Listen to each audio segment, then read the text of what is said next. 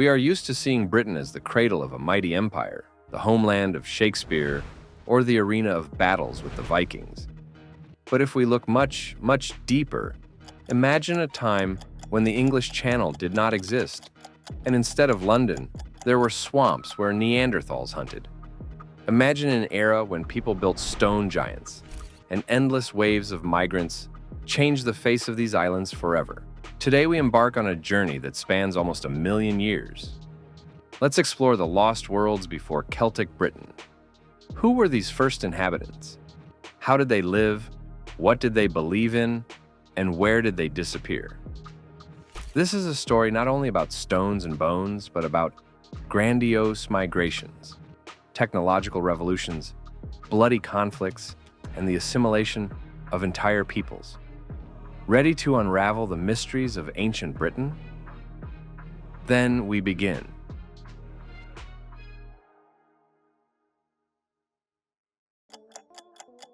Our story begins around 900,000 BC at the site of modern Norfolk, near the village of Happisburgh. Right there, archaeologists made a sensational discovery. In 2013, a team of researchers led by Nick Ashton from the British Museum discovered the oldest flint tools found in Great Britain.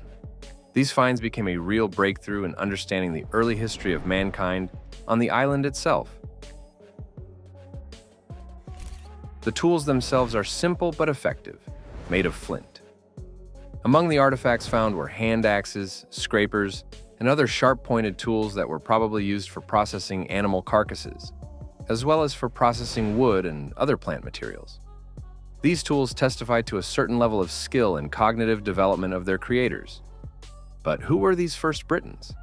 They were probably representatives of the Homo antecessor species who came here from the continent during the warm, interglacial periods when the huge land bridge, Doggerland, still connected Britain with continental Europe. Their presence was erratic as the glaciers advanced and retreated, forcing these pioneers to migrate south during periods of cooling. The importance of this discovery cannot be overestimated. Before the discovery in Happisburgh, the earliest confirmed evidence of human presence in Great Britain dated back to approximately 500,000 BC at Boxgrove. This confirms the hypothesis that the early representatives of the Homo genus migrated to the north, taking advantage of periods of warming and the presence of a land bridge, and that the territory of modern Great Britain was one of the first places of their settlement in northern Europe. Several 100,000 years pass, and around 500,000 BC, we see traces of another species. Heidelberg man, Homo heidelbergensis, appears. At Boxgrove in Sussex, not only were there tools found, but also evidence that they were skilled hunters of large animals: horses, rhinoceroses, and deer. But can we imagine these hunts? How they, armed only with wooden spears and stone tools, defeated the giants of the Ice Age? This already shows a complex social organization and cooperation. We should not forget about our Neanderthal cousins, too. They were in Britain, especially between 300,000 and 35,000 BC. Their remains have been found as far away as Wales in Pontywydd Cave. It is interesting that some of their tools, such as the boot coupe hand axe, point to periods of isolation when they developed their own unique technologies. And around 40,000 BC, Homo sapiens finally appears on the scene, the modern type of man. Their appearance marks a qualitatively new stage in the history of the settlement of the British Isles. The oldest known cave art in England, found in Creswell Crags, is related to them. Impressive engravings of animals such as bison, horses, and reindeer. These images are not only the first examples of art on the territory of England, but also testify to the developed symbolic thinking and complex social organization of the first Homo sapiens who came here. It gives an idea of their world, their beliefs, and their attitude to the environment. The discovery of the Red Lady of Paviland, who was actually a man buried around 33,000 BC in Goat's Hole Cave on the Gower Peninsula of Wales, is one of the earliest and most striking evidences of complex funeral rituals and symbolic thinking in Europe. The following can be said about the burial itself. The body was generously covered with red ochre and jewelry made from seashells, beads, and even fragments of bracelets were found nearby. This burial rite indicates a belief in an afterlife, social hierarchy, and developed spiritual practices among the first Europeans. The importance of these finds is that they demonstrate not only the physical presence of Homo sapiens in Britain, but that their cognitive and cultural capabilities were significantly different from previous hominid species. This can be considered the beginning of a continuous human presence that continues in Britain to this day. The end of the last ice age, around 9600 BC, brings with it dramatic changes. The glaciers melt, the sea level rises, and around 6500 BC, Doggerland finally disappears underwater. Britain becomes an island. The Mesolithic era begins.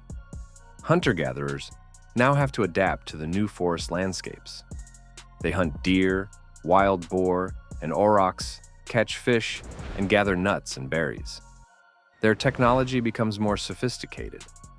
Flint blades and microliths appear, which were attached to harpoons, arrows, and woodworking tools like adzes. But were they just nomads who constantly moved in search of food?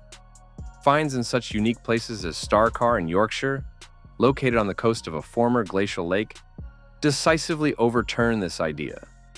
Excavations have revealed the remains of wooden platforms that were probably used as places for living or for ritual activities on this very shore of the lake. Archaeologists also found thousands of processed flint tools, including microliths that were used as arrowheads and spearheads, scrapers and burins, which testify to advanced hunting and processing technologies. A large number of animal bones were found, including deer, wild boar, elk, and birds, which gives an idea of their diet and hunting strategy. But the main sensation of Starcar was the unique organic artifacts that were preserved thanks to wet peat soils. Among them were mysterious headdresses made of the sawn skulls of red deer with attached antlers. More than 20 such headdresses were found, indicating their special significance, possibly ritual, or that they were used for hunting camouflage. An equally impressive engraved amber pendant, decorated with amulet-like geometric ornamentation, was found.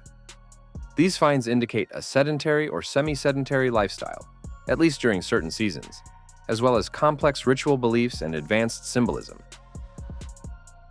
Genetic studies of the skeletal remains of Cheddar Man, found in Gough's Cave in Cheddar Gorge in Somerset, have shed light on the origins of the Starcar people and other coastal hunters of this period. DNA analysis has shown their close genetic relationship with Western European hunter-gatherers, who first inhabited Europe after the last ice age. Cheddar Man, who lived about 9,000 years ago, had dark skin, dark curly hair, and probably blue eyes, which contradicted early ideas about the appearance of the first Britons. His genetic code confirms that the inhabitants of Britain in the Mesolithic were part of a wider European hunter-gatherer culture. It was a unique world that existed for thousands of years, full of its traditions and beliefs. But its time came to an end with the arrival of a new wave of migrants. So, around 4000 BC, a new great era begins in Britain, the Neolithic. And this Neolithic world, which replaced millennia of hunting and gathering, lasted for about 1500 years, until the appearance of the first metal around 2500 BC. What determined this long and extremely important period? Let's figure it out. It was a time of fundamental changes that affected absolutely all aspects of life. First, of course, it was the transition to a sedentary lifestyle and agriculture. People began to grow cereals, wheat, and barley. They raised cattle, cows, sheep, and pigs. This provided a stable source of food, and stone tools became more perfect. In particular, effective polished axes appeared, necessary for clearing forests for fields. Thirdly, as we have already seen, this was a period of significant demographic changes, when the arrival of farmers from the continent led to the almost complete replacement of the previous Mesolithic population. This may indicate that the Neolithic revolution in Britain was not simply an adoption of ideas, but the result of large-scale migration. And fourthly, what perhaps most strikingly characterizes Neolithic Britain is the era of monumental construction. It was during these 1500 years that thousands of impressive structures were erected across Britain. Why exactly then? Because agriculture at that time was finally able to create a surplus of food, which allowed for the release of a part of the population to perform large public works. Population growth and the whole way of life contributed to the formation of more complex social structures and possibly even hierarchies. They transformed the landscape not only for agriculture, but also for ritual and social purposes. There was a need for centers to hold ceremonies honoring ancestors, astronomical observations, and asserting authority or community unity. Collective tombs appeared where representatives of entire communities were buried. Earthen mounds of incredible size like Silbury Hill, stone and wooden circles, and large flint mines like Grimes Graves. This ability to mobilize huge labor resources for ongoing projects for decades and even centuries testifies to a level of social organization and a community of beliefs that previous eras did not know. And the most famous symbol of this Neolithic world, of course, was Stonehenge. Its construction and reconstruction cover a significant part of this 2,500-year period. Why was it necessary to build this stone giant?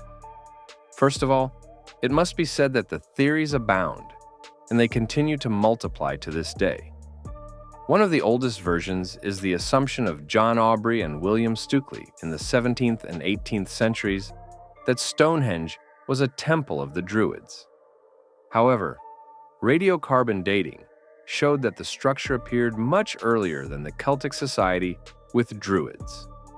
Gerald Hawkins suggested that Stonehenge could be an ancient astronomical calendar for predicting solar and lunar eclipses. Mike Parker Pearson, based on new archaeological findings, put forward the theory that Stonehenge was part of a large ritual complex associated with the cult of ancestors and the unity of ancient Brythons. There are also alternative views, including hypotheses about the healing properties of Stonehenge, its use as a musical instrument, or even more exotic versions about its construction by giants with the help of the wizard Merlin. He legend says that King Aurelius Ambrosius, who ascended the throne of Britain in the 5th century AD, sought to create an eternal monument for the 460 British nobles treacherously killed by the Saxon leader Hengist. Merlin, known for his wisdom and skill in mechanical arts, advised the king to transport the Ring of Giants from Mount Killarness in Ireland for this purpose. Merlin explained that these stones were once brought from the most remote corners of Africa to Ireland by giants and possessed mystical and healing properties, capable of healing the sick and wounded. King Aurelius sent his brother Uther Pendragon with 15,000 soldiers, accompanied by Merlin to Ireland, to obtain the Dance of the Giants. The Irish, under the command of King Gillamanius, resisted the British attempt to take the stones, and this led to a battle in which Uther's forces won.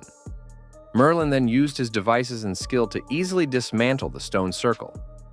The stones were transported by ship across the Irish Sea to Britain, and then brought to a plain near Amesbury. Merlin, using his skills and knowledge, re-erected the circle of stones around the mass grave of the slain nobles, placing them just as they stood on Mount Killarness in Ireland. The monument was originally called Stanhengist, and thus became an eternal monument. However, modern archaeological dating of Stonehenge shows that its construction took place in the Neolithic and Bronze Ages, much earlier than the century AD, in which the events of the legend of Geoffrey of Monmouth unfold. This time, a gap of thousands of years between the construction of Stonehenge and the events in Geoffrey of Monmouth's story clearly indicates the fictional nature of the legend as a historical fact. But the legend is good, I won't argue here. So the Neolithic world with its stone monuments existed for about 1,500 years. But around 2500 BC, a new era begins, the Bronze Age. And again, the impetus for change is the arrival of new people and technologies. From the continent spread the so-called Belgae culture, named after the distinctive shape of their pottery. These people bring knowledge of metalworking, first copper and then bronze. But where did they come from? Genetics provides a stunning answer. Their origins are linked to the steppe cultures of Eastern Europe, including the Yamnaya culture.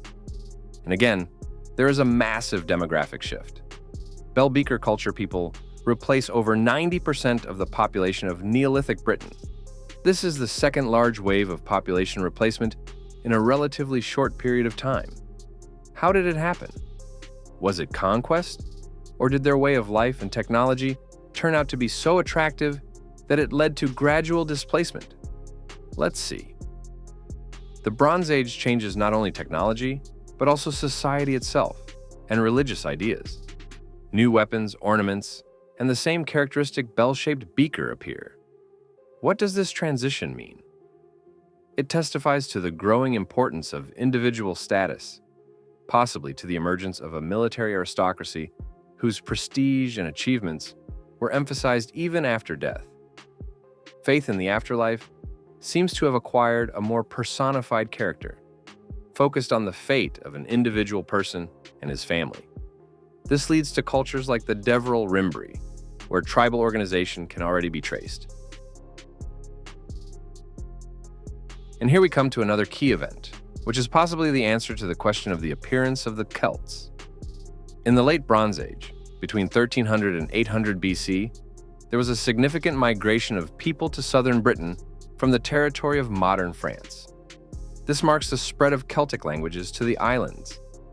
These newcomers were genetically very close to the population of Gaul at that time. This is also confirmed archaeologically, and these were the Celts that we will talk about next time.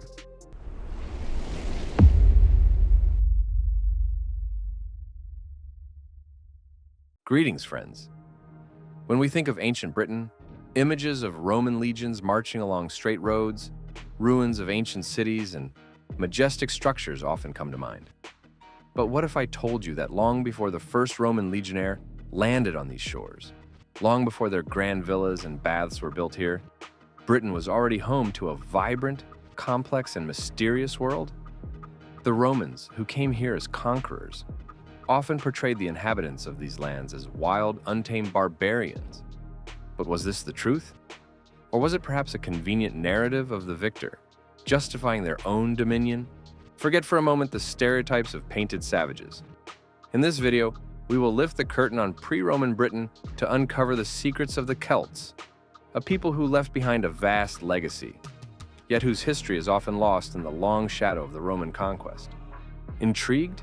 Ready to explore Celtic Britain before Rome? Well then, let's begin.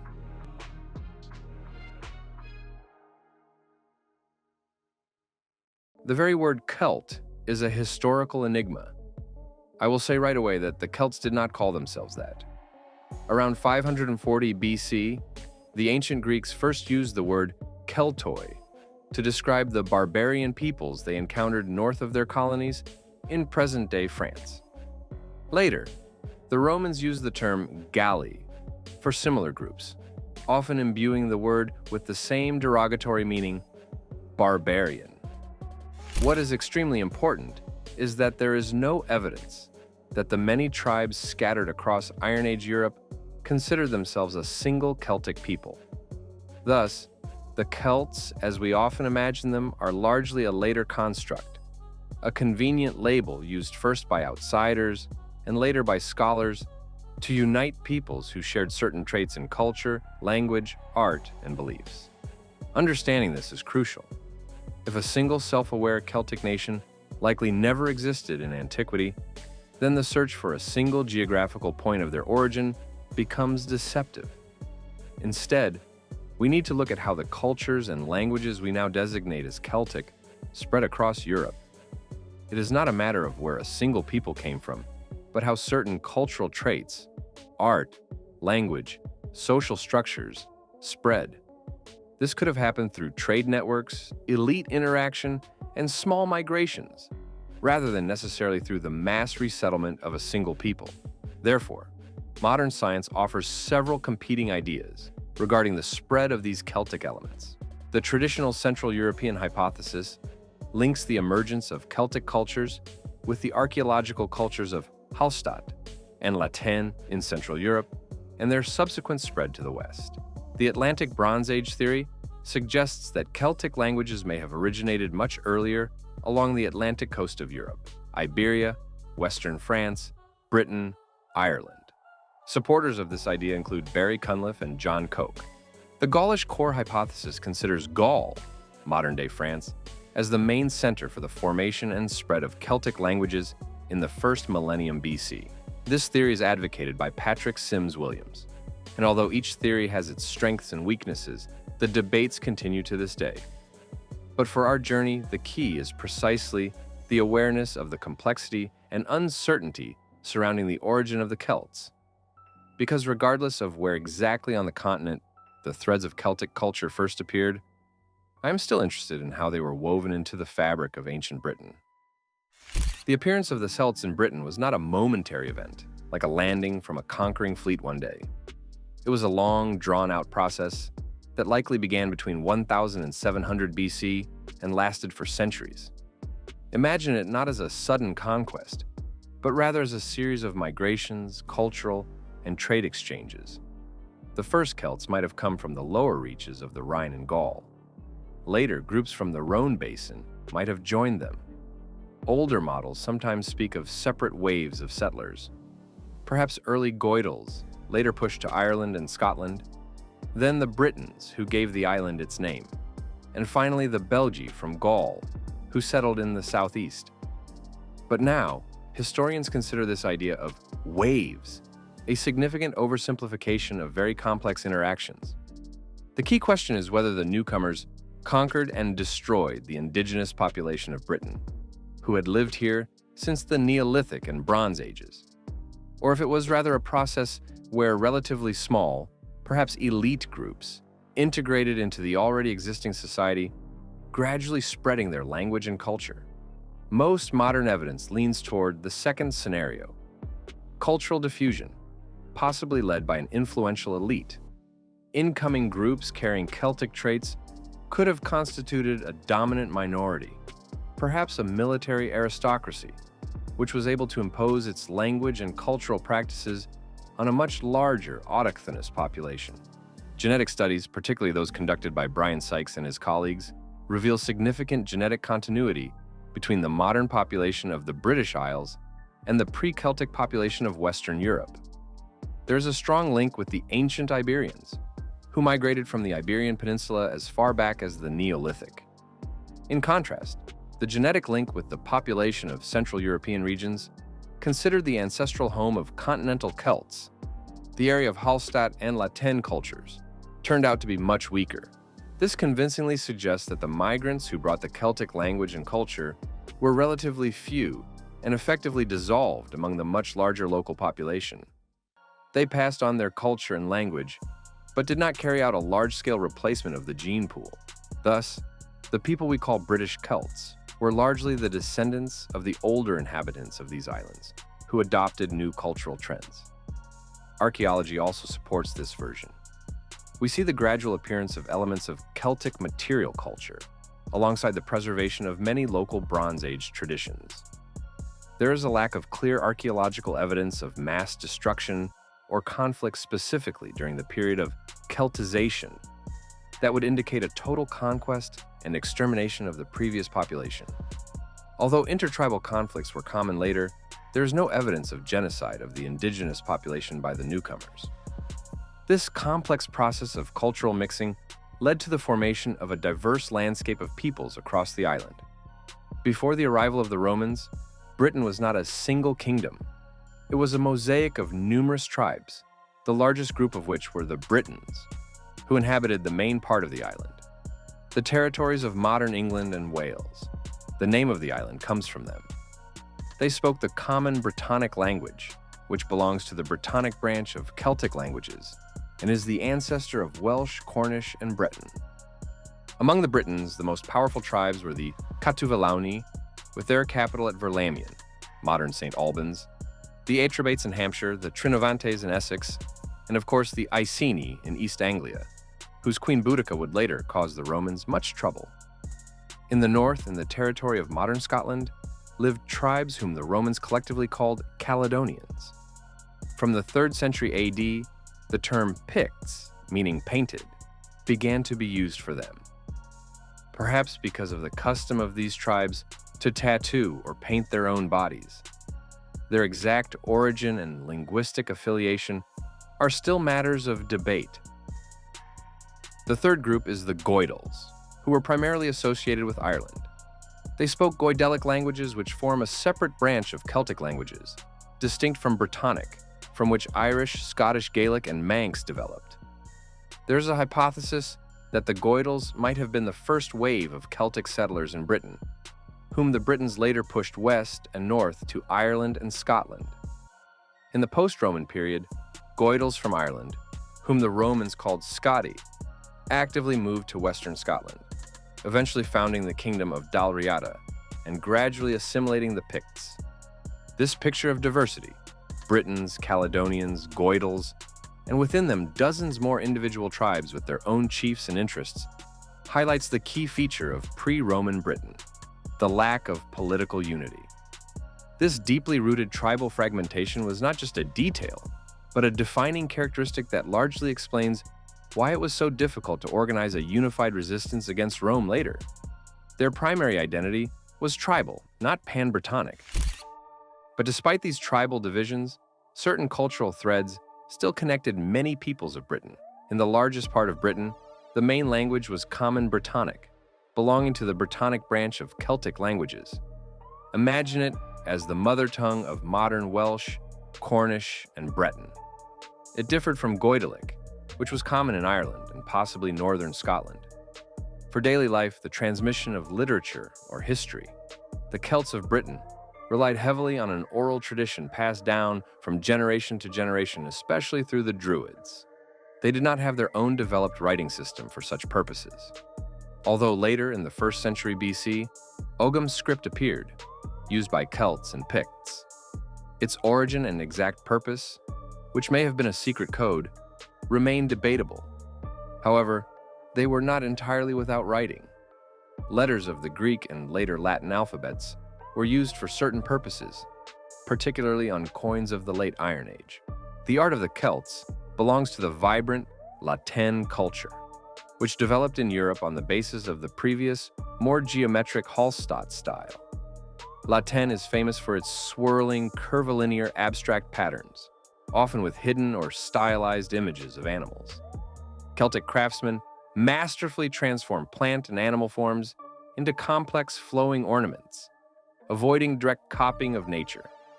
Characteristic are spirals, curls, S-shaped curves, and motifs of palmettes and lotuses.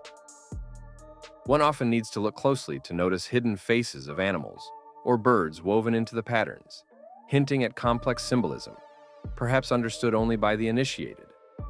They reached incredible heights in the processing of bronze, gold, and iron.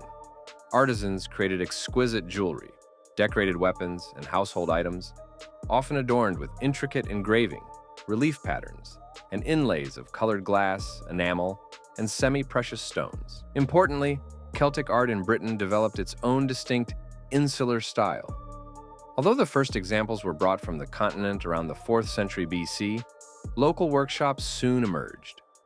They did not simply copy, but creatively reinterpreted and improved continental designs, achieving extraordinary technical excellence and originality. This insular style perhaps reached its peak just as continental Latin began to decline, and continued to develop until the Roman conquest, and in some regions even later. This proves that Britain was not just a passive recipient of culture, but an active center of innovation. Among the most famous examples of British Celtic art are the Battersea Shield, a bronze ceremonial shield found in the Thames, which shines with symmetrical swirls and red enamel. Its flawless condition suggests it was likely never used in battle, but served as a symbol of status or a ritual object. The Great Torque from Snettisham, a massive golden neck ring weighing over 1 kilogram, made of 64 interwoven wires, a testament to the incredible skill of the jewelers. Engraved mirrors, bronze mirrors with richly decorated engraving, a characteristic feature specifically of British Celtic art. These artifacts are not just beautiful things. They reveal a sophisticated aesthetic, deep symbolism, and a unique artistic identity that flourished in Britain long before Rome. Art shows us that Britain was part of a wider Celtic world, but at the same time followed its own special path. This vibrant artistic expression was born in a society with its own unique way of life and self-organization. And speaking of society, it must be said that Celtic society in Britain was hierarchical, although the exact structure could vary.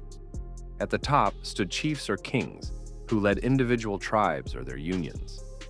Their power likely rested on military strength, wealth, and lineage. An important role was played by the military aristocracy, the nobility, and professional warriors. In a world where military conflicts and raids were part of life, the status of a warrior was quite high. They possessed the best weapons, participated in banquets, and likely controlled significant land holdings. A separate and extremely influential class was formed by the Druids, whom we will talk about in detail in the next video. But it can already be said here that they were more than just priests. They performed the functions of judges, teachers, advisors, and keepers of traditions. The bulk of the population consisted of common people, primarily farmers who tilled the land, grew crops, and raised livestock.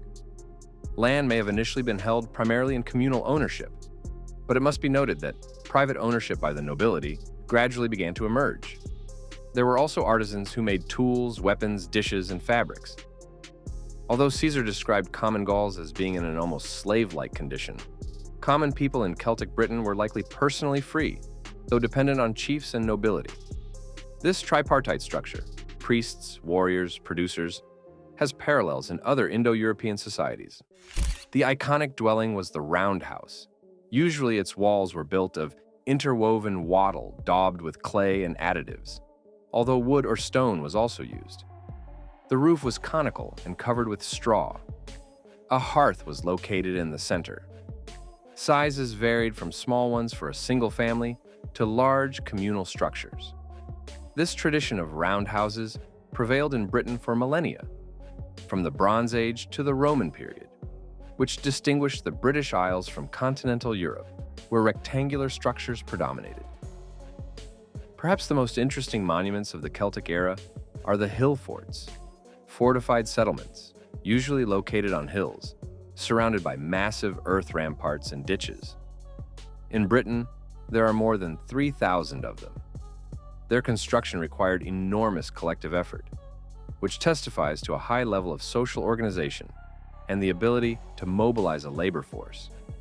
Their exact purpose is a matter of debate. The defensive function in an era of frequent wars seems obvious.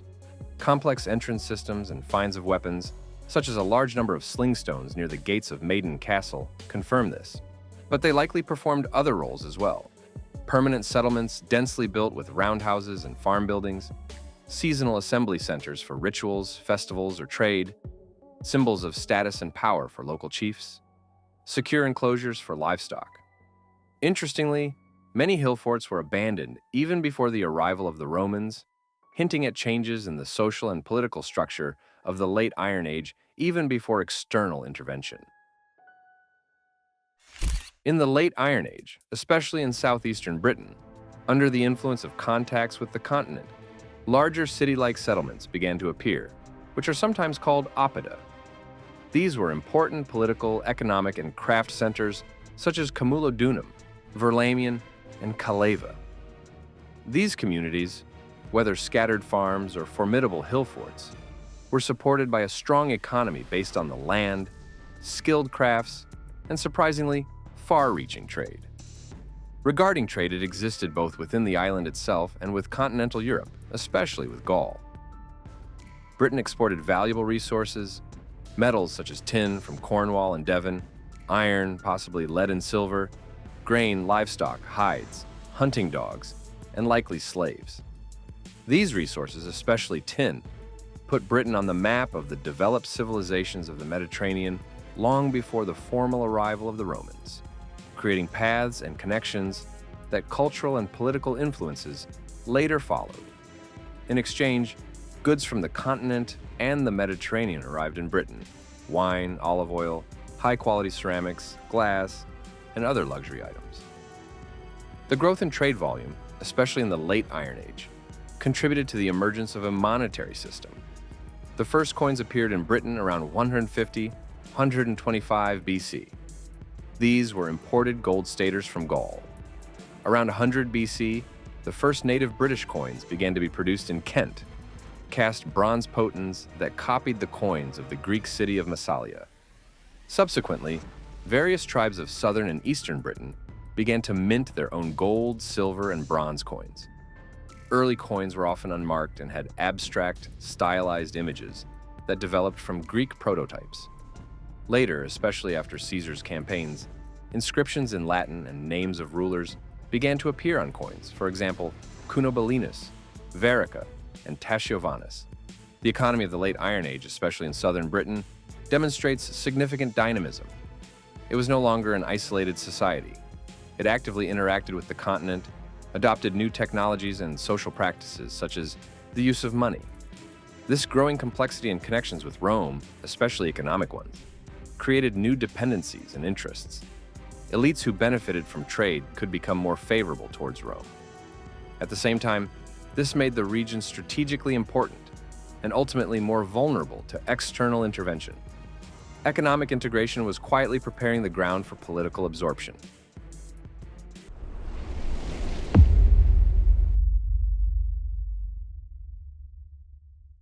Greetings, friends.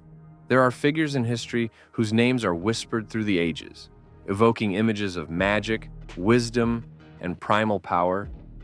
Among them, perhaps the most mysterious, are the Druids, the intellectual and spiritual elite of the Celtic peoples, who once ruled the lands of Britain, Gaul, and Ireland, long before Roman eagles cast their shadow over their shores. Who were they? Priests who communed with the gods? Philosophers who grasped the secrets of the universe? Mighty judges whose verdict was more fearsome than death?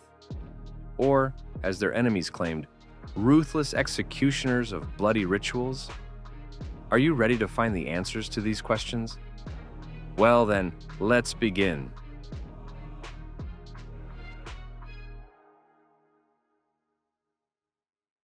The earliest mentions of the Druids date back to the 2nd century BCE, and the first known mention of the inhabitants of Britain belongs to the Greek geographer Pytheas, who made a voyage around the British Isles between 330 and 320 BCE. Although his own works have not survived, they are frequently cited by later authors. The most detailed descriptions of the Druids come from Julius Caesar in his Commentaries on the Gallic War. Other important Roman authors who wrote about the Druids include Cicero, Tacitus, Pliny the Elder, Diodorus Siculus, Strabo, and Pomponius Mela. The term Druid is found in Greek and Roman authors as Druids or Druidae, and is considered Celtic in origin. Several etymological theories exist. The traditional version by Pliny the Elder connects the word druid with the oak, one who knows the oak or oak knower, based on the association of druids with oak groves. Along with rowan and hazel, the oak was considered an important sacred tree for the Druids. An alternative, more modern etymology suggests the meaning strong seer, or one who sees, knows strongly, deriving the word from the Proto-Indo-European roots deru and wide. According to the testimony of Julius Caesar, the Druids, along with the nobility, constituted one of the two most influential social groups in Gaul and, as we can assume, in Britain. They were highly respected and enjoyed significant privileges. Specifically, they were exempt from military service and the payment of taxes. But their influence was based on more than just privileges. The Druids were true polymaths of their time. They not only managed all public and private rituals and sacrifices, acting as intermediaries between people and gods. Caesar claimed that as judges, they settled all disputes, from minor quarrels to murders and inheritance issues. And Strabo wrote that, in addition to preserving the entire intellectual heritage of the people in oral form, the Druids also likely had knowledge of medicine and provided advice to chieftains and nobility in the role of advisors. Ancient authors compared them to Greek philosophers, especially the Pythagoreans, due to their belief in the transmigration of souls. They studied the movement of stars, the size of the world, the nature of things, and the strength and power of the gods. As Caesar wrote, this combination of judicial, religious, and intellectual power backed by social privileges, made the Druids a unique force in the Celtic world, perhaps even a counterweight to the military aristocracy. Their 20-year training and strict oral tradition only strengthened their elite status and control over knowledge. And mentions of annual meetings of Druids in a sacred center in Gaul and the election of a high Druid, sometimes even involving armed clashes for the position, hint at a complex hierarchical structure. But to whom did they pray? What worldview hides behind their teachings?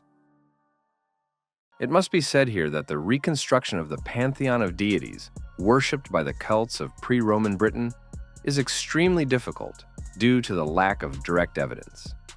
There is no doubt that the Celtic religion was polytheistic, but at the same time, there was likely a combination of local deities, who were patrons of a specific tribe or locality, and more widely revered deities, whose functions and names might have been known across significant Celtic territories, not just in Britain. However, due to the process of syncretism, or the merging with Roman gods during the period of Roman rule, and the absence of pre-Roman inscriptions with the names of gods in Britain, restoring an authentic pre-Roman pantheon is very difficult.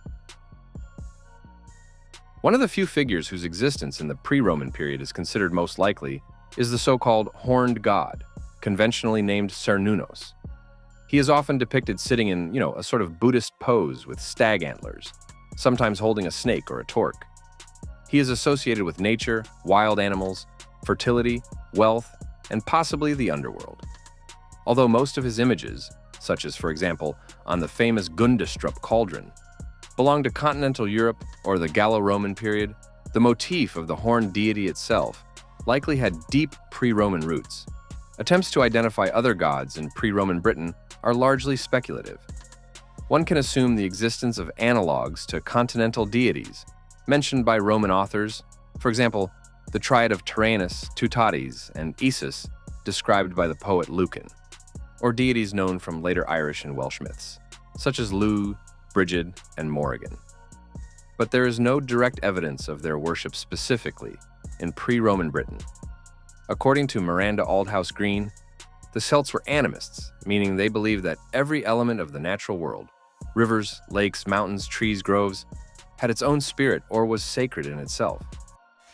This belief aligns well with the widespread practice of votive offerings in natural locations, especially in bodies of water, as well as mentions by classical authors of sacred groves as places of worship.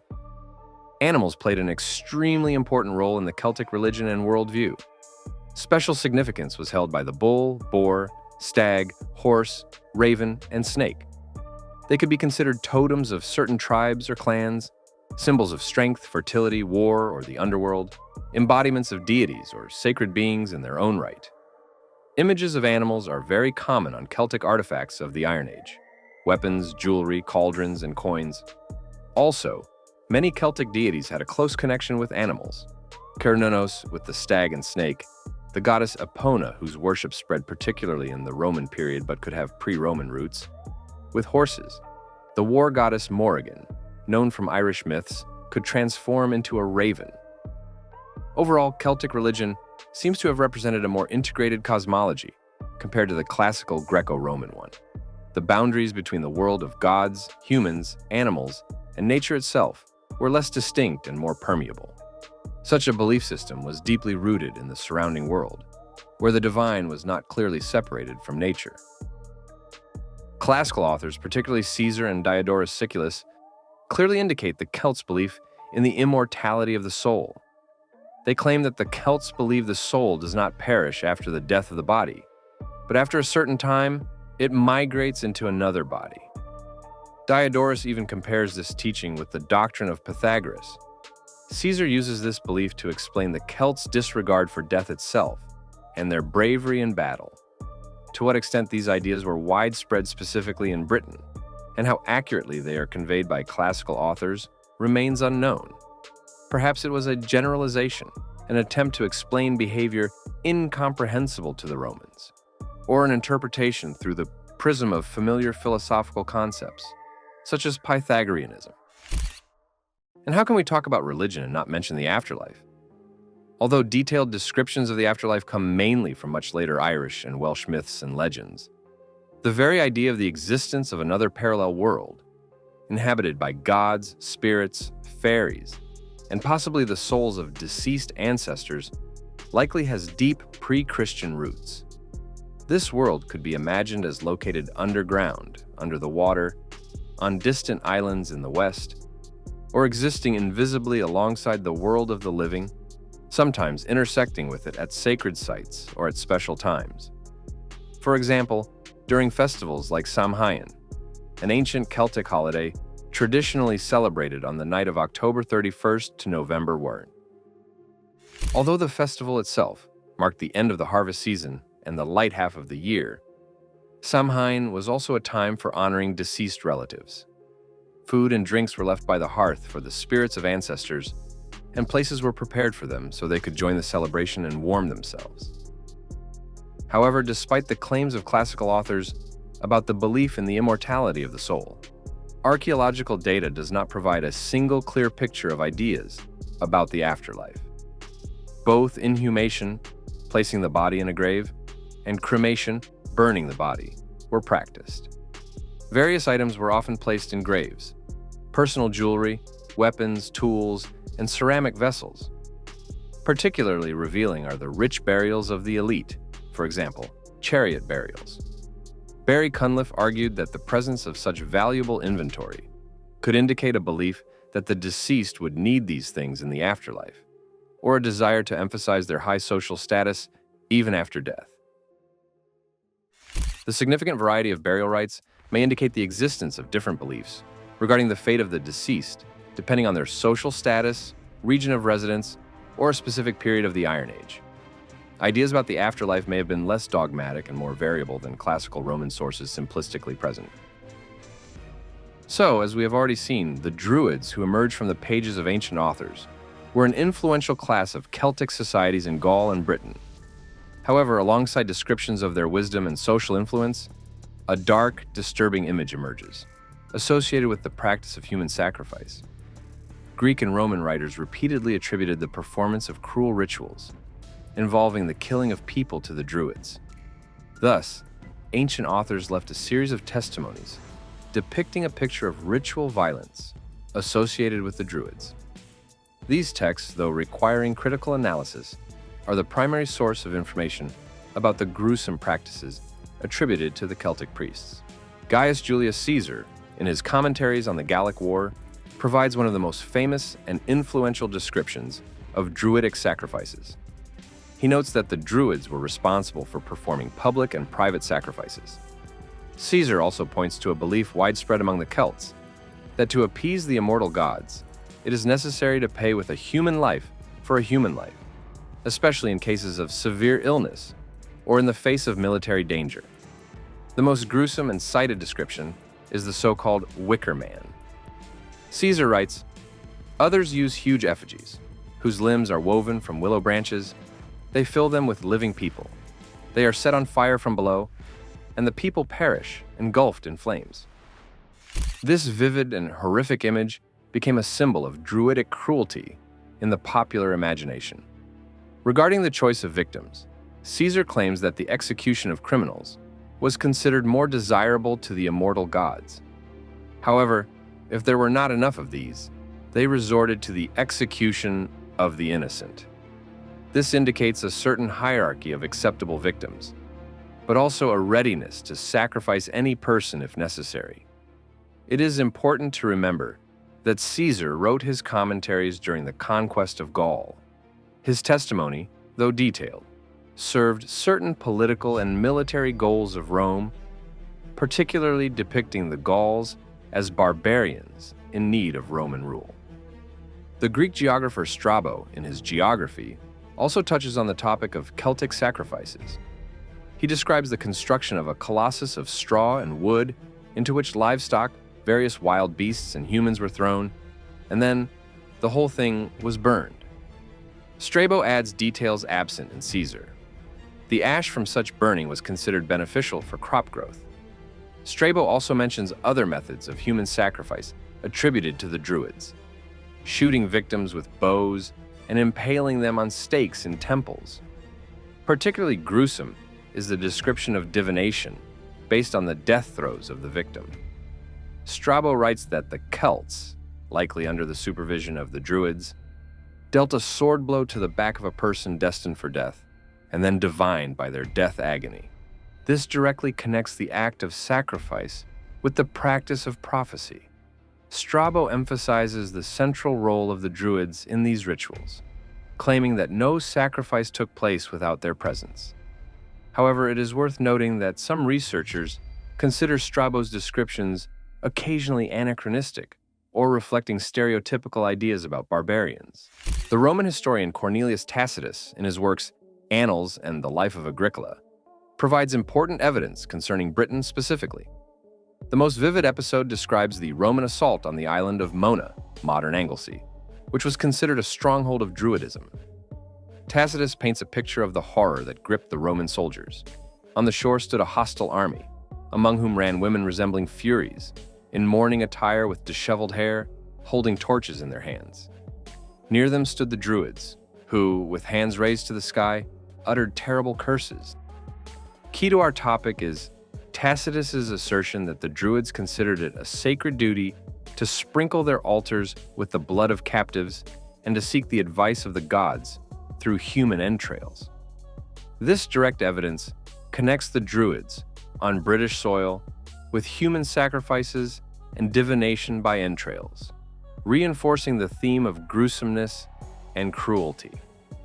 Some scholars, including Miranda Aldhouse Green, believe that despite the bias, classical texts likely reflect a certain reality of ritual violence and sacrifice in Iron Age Celtic societies, possibly under the leadership of the Druids. Archaeology provides material evidence of the life and death of people in pre-Roman Britain, and although the interpretation of these finds is often complex, some of them are considered in the context of possible ritual practices, including human sacrifices. The peat bogs of northwestern Europe, including Britain and Ireland, created unique conditions for the preservation of human remains. Thus, the finds known as bog bodies are a valuable source of information about the past, and perhaps the most important and most gruesome of them all is the Lindo Man. The main part of the body was found on August 1, 1984, in the Lindo Moss peat bog in Cheshire, England, by workers Andy Mould and Eddie Slack during peat extraction. They found the well-preserved remains of a young man, aged about 25.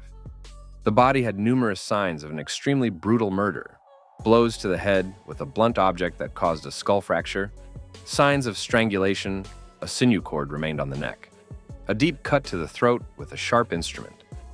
This complex of injuries was interpreted as a possible triple death, a ritual killing by 3 methods. In the stomach, remnants of charred unleavened bread containing mistletoe pollen were discovered. The only item of clothing was a band on the arm made of fox fur. The excessive cruelty, the presence of mistletoe pollen, which Pliny associated with Druidic rituals, and burial in a bog, which is often seen as a sacred liminal space, prompted many early researchers to consider the Lindo Man a likely victim of a Druidic ritual. Scholars such as Anne Ross, Don Robbins, and initially Miranda Aldhouse Green supported this view. You might say that this murder could just be a coincidence. However, this gruesome find was not the only one. In 2010, during excavations by the Bournemouth University Field School near Winterbourne, Kingston in Dorset, the corpse of a young woman was found, who had a rib broken several weeks before death. The corpse lay face down on a specially laid platform of animal bones at the bottom of a pit. Death occurred from a cut wound with a sharp object in the neck area, dealt from behind at the base of the skull. The position of the hands indicates that they might have been tied at the wrists at the time of death. A combination of factors, violent death, specific placement on animal bones, possible binding, absence of burial gifts, deposition in a pit, points to a conscious, possibly public ritual event. The sacrifice may have aimed to feed the earth or the underworld spirits. No less horrifying is the 2019 discovery near Wantage in Oxfordshire. There, in the pits of a small Iron Age Celtic settlement, the skeletons of 26 people were found. Unusual handling of the bodies was recorded. In one case, A skull was placed at the feet. A woman was found with severed feet and hands. Accompanying finds include animal bones, a horse skull, tools, pottery, and a comb. Archaeologists suggest ritual activity, possibly related to human sacrifices. Its proximity to the Uffington White Horse suggests a connection with the beliefs of the community that once created this monument. Although this is still not direct proof of Druidic involvement, these sites provide archaeological weight to classical claims about sacrifices, making it difficult to dismiss them solely as Roman propaganda. They point to a complex and sometimes brutal reality of the treatment of people in that era. In conclusion, I can say that the Druids are a complex mosaic, assembled from biased texts and ambiguous artifacts. We can state with high probability that ritual violence existed in the Iron Age in Britain, but were the Druids specifically its primary executors? Were the scales and methods as horrific as the Romans described them? Were the executions of criminals, military clashes, or complex burial rites mistakenly taken for sacrifices? The direct link between a specific find and the activities of the Druids remains at the level of interpretation. Rome put an end to the power of the Druids. Emperors Tiberius and Claudius banned their rites in Gaul and Britain. The decisive blow was dealt on the island of Mona. By the 2nd century, the Druids vanished from the historical stage. Only in Ireland, which escaped Roman conquest, did their heritage partially transform, resulting in the traditions of the Philid poets, historians, and judges, who were able to find common ground even with Christianity. Friends, thank you very much for watching this video to the end. If you enjoyed this dive into the world of pre-Roman Britain and want more videos like this, then please subscribe to this channel.